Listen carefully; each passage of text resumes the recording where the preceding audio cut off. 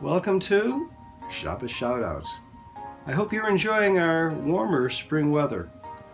Last week's Torah reading was a doubleheader, Parshas Tazria and Metzora, from Sefer Vayikra, the book of Leviticus. In the beginning of Tazria, the Torah says that a woman who is blessed with a child should bring to the temple as part of her offerings either a young dove or a different type of bird, a turtle dove. For those who study the Torah carefully, something curious jumps out.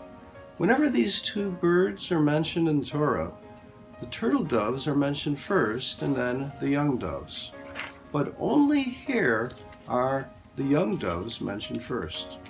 Why the opposite order?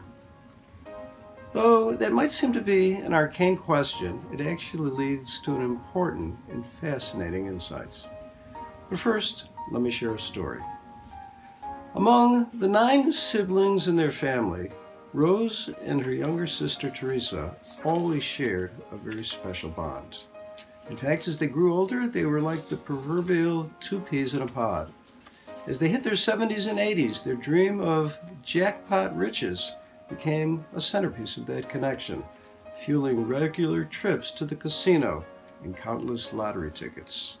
Rose said, "Almost every day, I'd pick her up and we'd go riding around.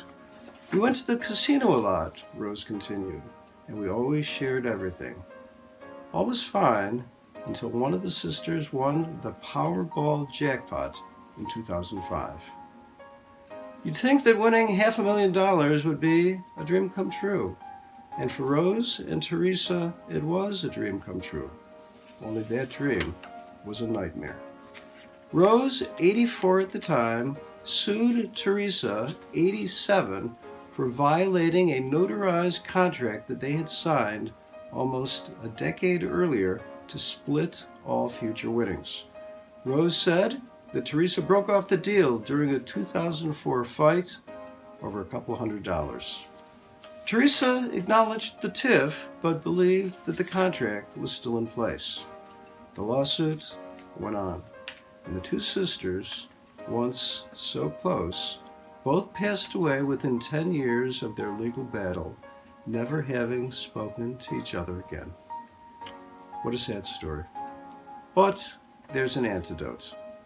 I began by noting in this week's Torah portion that a woman who gives birth should bring 2 offerings to the temple, one of which was either a young dove or a turtle dove. And I raised the question, whenever these 2 birds are mentioned elsewhere in the Torah, the turtle doves are first mentioned and then the young doves.